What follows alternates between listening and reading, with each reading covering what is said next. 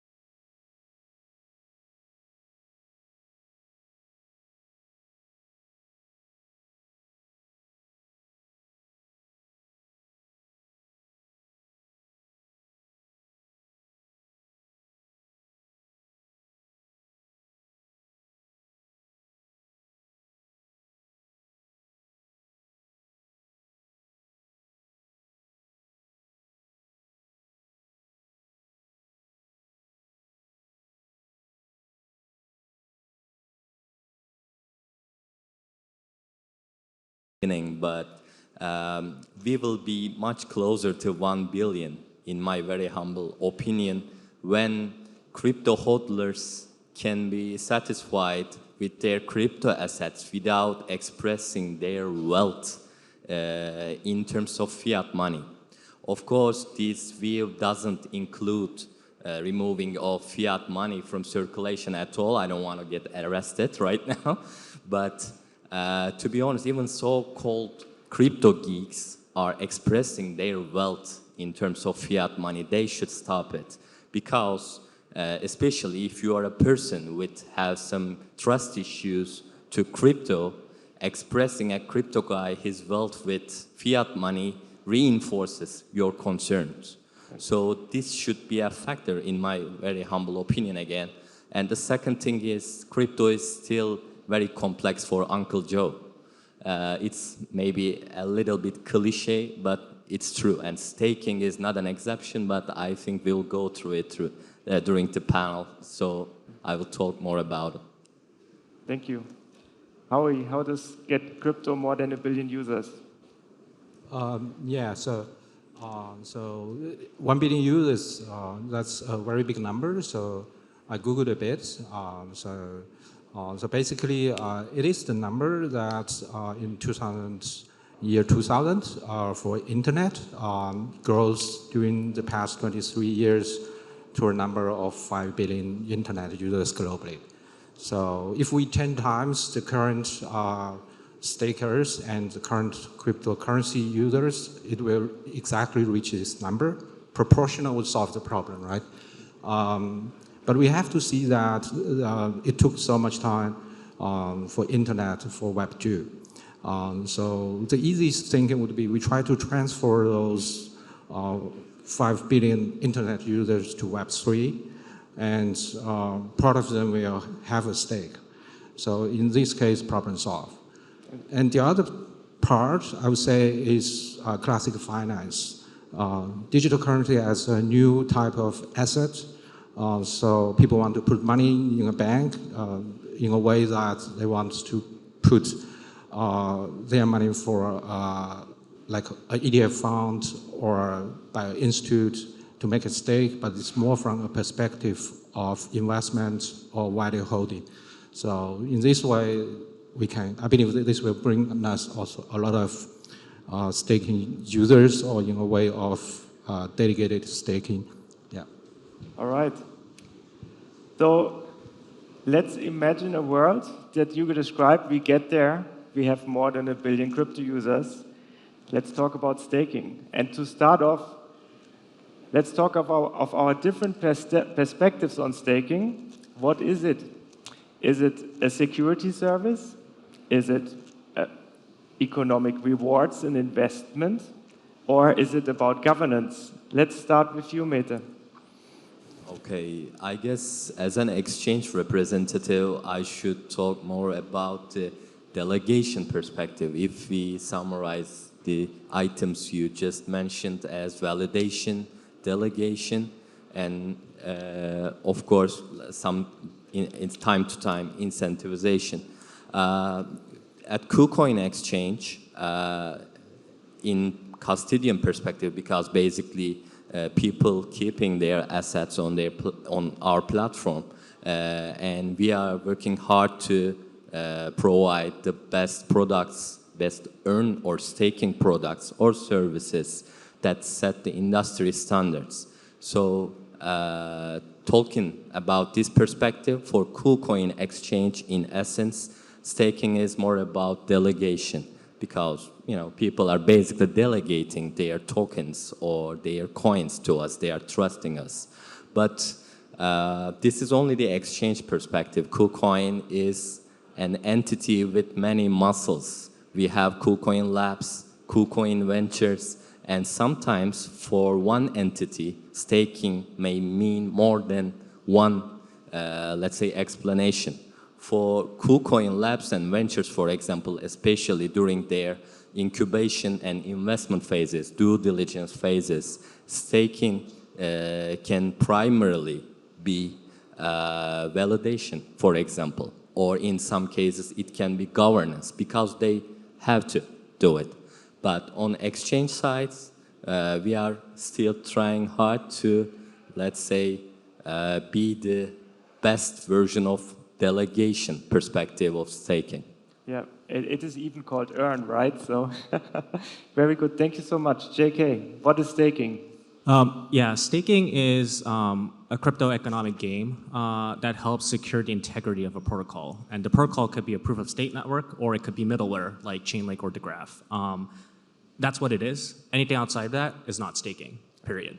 Arbitrum currently passed their newest vote. That's not staking. And attempts like that really does confuse regulators, because they're going to start then categorizing tokens being locked up in a smart contract as staking, and group that up with Ethereum staking, where there's a lot more work being done by the ETH stakers. It's not just being locked in a smart contract, right? When you're doing ETH staking, you're actually securing the integrity of the Ethereum network. It's fundamentally different. So I know the Proof of Stake Alliance did release sort of like their guidance on the best practices on how to define staking. Like, these attempts need to happen. Because we really need to stop butchering the term staking, because the more we do it, the more we're just shooting ourselves in the foot. Later down the road, the regulators, we're already sort of seeing this in some of their opinion letters, they're grouping together everything, including lending, with staking, and this is the way for us to, this is a road to nowhere, essentially. So want to make sure that it's clear that, proof of stake, it must be essential, staking must be essential on preserving the integrity of the protocol. That's what staking is. Howie, from an infrastructure provider point of view, what is staking? Yeah, from an infrastructure perspective, I think it's very, very important.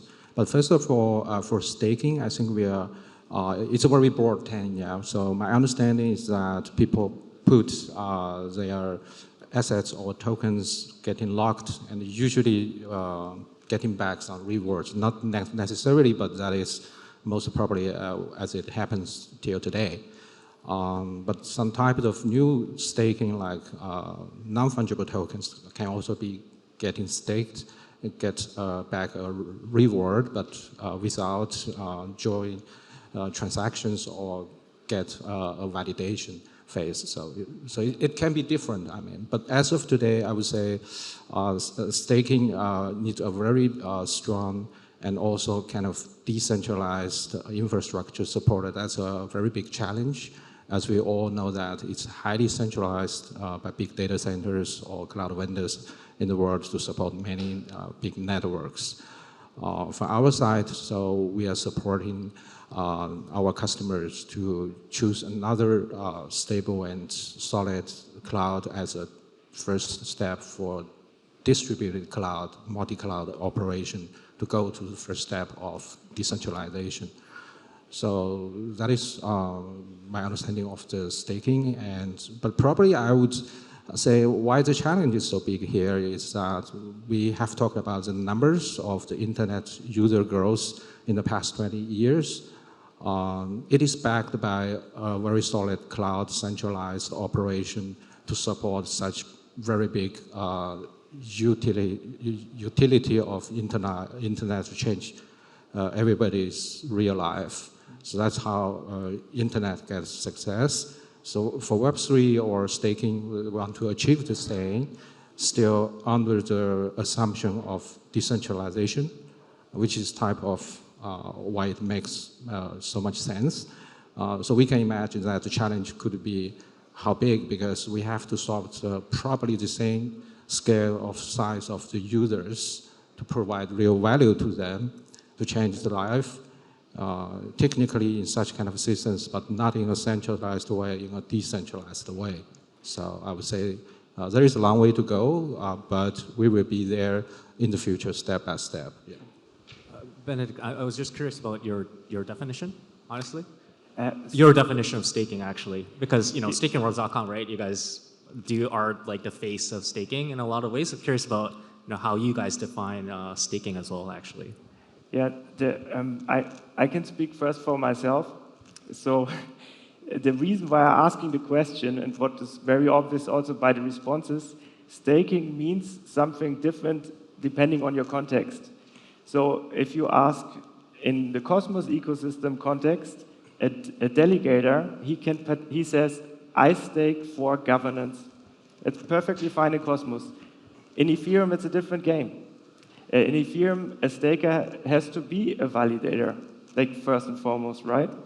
To call himself a staker. And so I would say it depends on the context. And this is also why I wanted to have this question before we even go into adoption, because it is very context dependent. And another thing, I would like to extend what Yannick and Mirko said in the beginning. Staking is an entire ecosystem of different tooling, it's of different participants, and literally this is the idea of the summit to define this. What is staking? What can we do together? How do we all work on it together? And in this regard, from the different perspectives, let's talk about adoption. So what problems are there from the different point of views to get to 1 billion stakers? Maybe we start from the earn perspective. Okay. Of course, we can talk about more than one core problems about staking, including regulations, infrastructure, or sometimes UX, incentivization, etc., etc. But again, talking about an exchange, a centralized exchange, or talking as an exchange representative, I would like to stay more on the UX side, because as you all know, centralized crypto exchanges are in a claim of bridging the gap between decentralized finance and centralized finance. And again, staking is not an exception. In terms of UX, staking should be intuitive, it should be inclusive, and it should be user-friendly. To be honest, especially on the decentralized finance side, I don't think that we get there yet.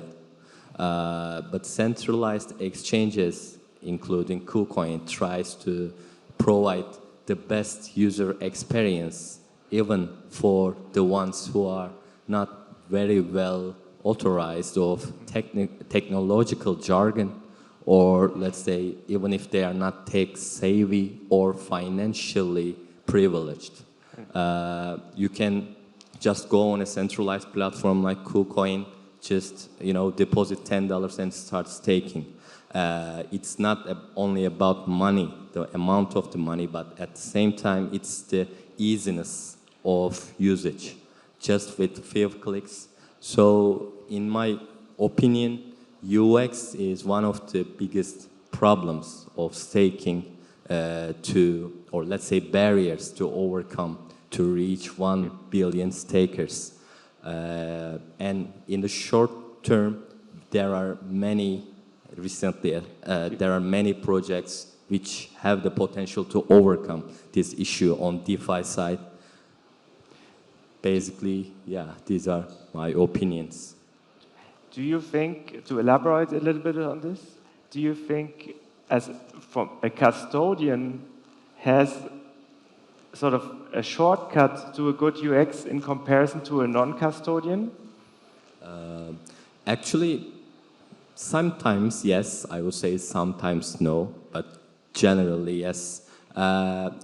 Being a custodian also gives you the responsibility of trust, as you might know. And when it comes to staking, I mean, basically you are locking your assets for a time, and you definitely need a trustworthy platform to do it. In terms of this trust, we are really building or building the best products and also cooperating with external partners to bring the best opportunity. Right. Thank you. Just a quick question to Mete. Does Kucoin work with validators to launch staking on Kucoin itself, or are you guys running validators yourselves internally? Actually, it depends on the projects, but for sometimes we are validators directly. So basically, people are delegating to us, and sometimes we use staking as a service. That's the. Thank you. From your perspective, what do you think are problems for the staking UX?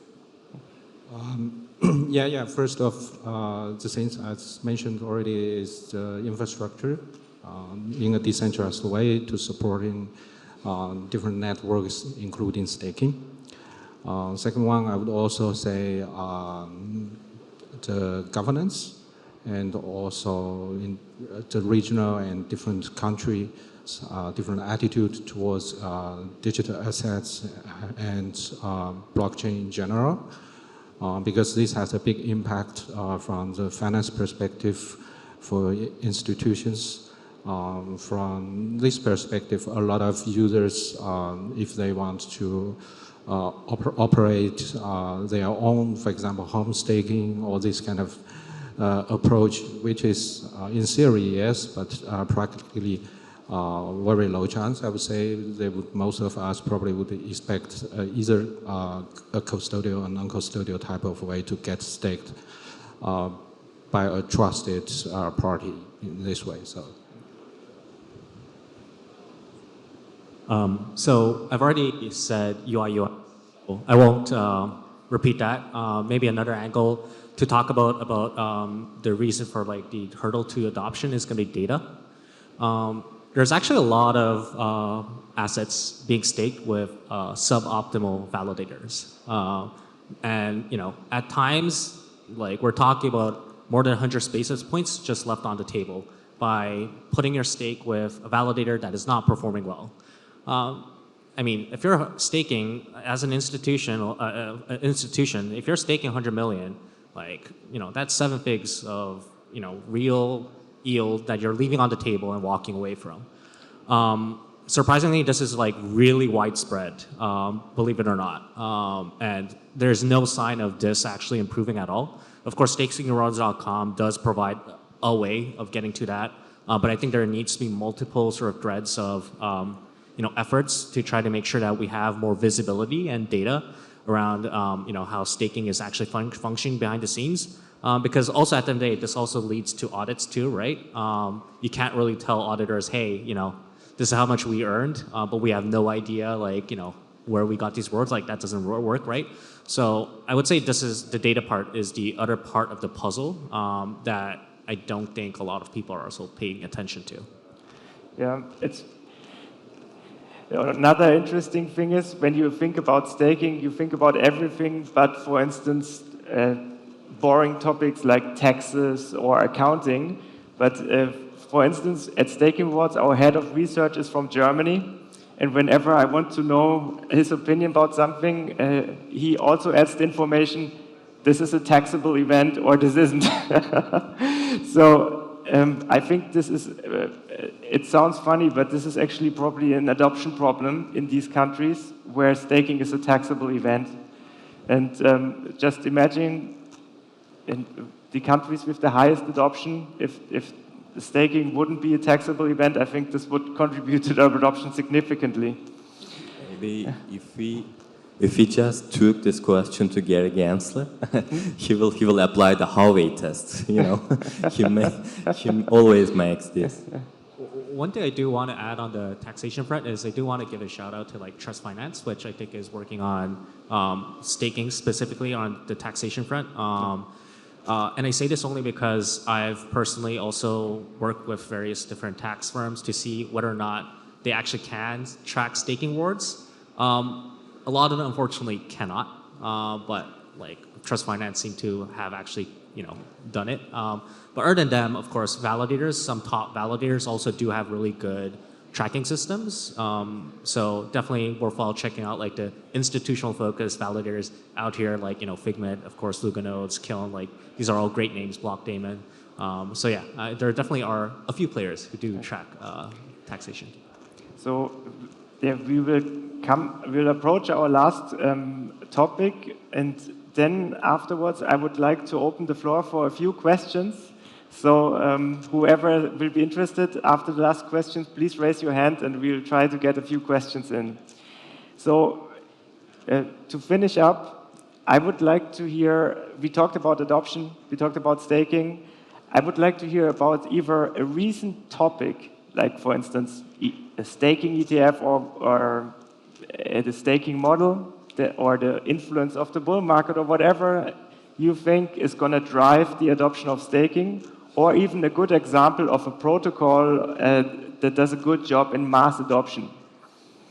Let's start with you, Mete. Okay.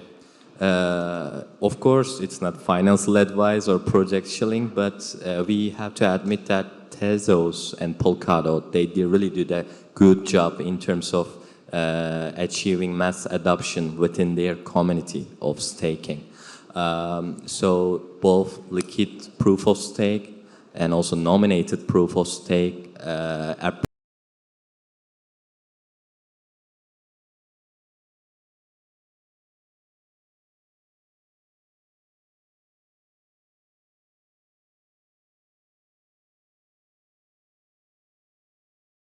flexibility. These 4 items shouldn't be missed if we want to go to mass adoption in staking. At the same time, if we are going to talk about the trends rather than ETF staking, to be honest, I don't want to talk about it before it becomes real. But liquid staking is still a good trend for the mass adoption. But at the same time, cross-chain staking hypes up because it directly removes the barrier for sticking on one blockchain to stake your assets. And with the, if it consists with liquid staking, it gives you the maximum flexibility right now. So these two is good. These two are good trends recently, in my opinion. Thank you. JK? So I really want to see more simplicity from the different chains launching. If it's not simple, it's like so difficult for teams like StakingWars.com, teams like Apybara to really understand and try to explain this to end users. So if we're having a hard time, that means that end users, trust me, are not going to understand what's going on at all. So I really do hope people do strive for simplicity more. And I do fear that we're stepping away from it, which is a concerning sign. But recently, I think the project that really did pique my interest, I guess, is DYDX. Primarily because when you stake DYDX, you're earning your staking rewards on USDC. That's the first. That has never happened yet on any proof of stake protocols. We will see how that plays out, but it's very interesting, the fact that you could earn USDC on DYDX. I will say though, one last comment I would like to make is I would like to tell the audience and everyone to not focus too much on LST, actually. I caution against it. LST and Ethereum, yes, is interesting, but LST elsewhere, outside of Ethereum, has really not gained any adoption. And I think, so I caution against people thinking like LST is going to be the answer to higher adoption on staking. You're going to have a lot of fun and people to talk to about this. No. Real quick, a good example, Howie, before we open the floor for a last question, because we're running out of time. Yeah, so good examples, I would say still is something, finance product which is supported by regulators, or something could really change people or end users' real life, make a lot of sense, so that people want to stake something, not just for a revenue, because it comes with the money. When there is a bull run, when there is not, probably an institution or a private person, they will just come and go. So what makes them stay? So they need a very strong value of the system or applications or ecosystem of blockchains, whatever innovations could happen there. So what I see that, for example, for gaming or for NFTs, for those tokens get staked, probably it's not for a goal of earnings on revenue, but to prove kind of identity or form a society, whatever type of utilizations. Yeah. So. Thank you. We're out of time, but I promised you get at least one question. Is there anyone in the audience who would like to ask a question? Obviously, otherwise, after the panel, you can catch these guys for the next 2 days. I guess everyone is here for business. Then, Thank you.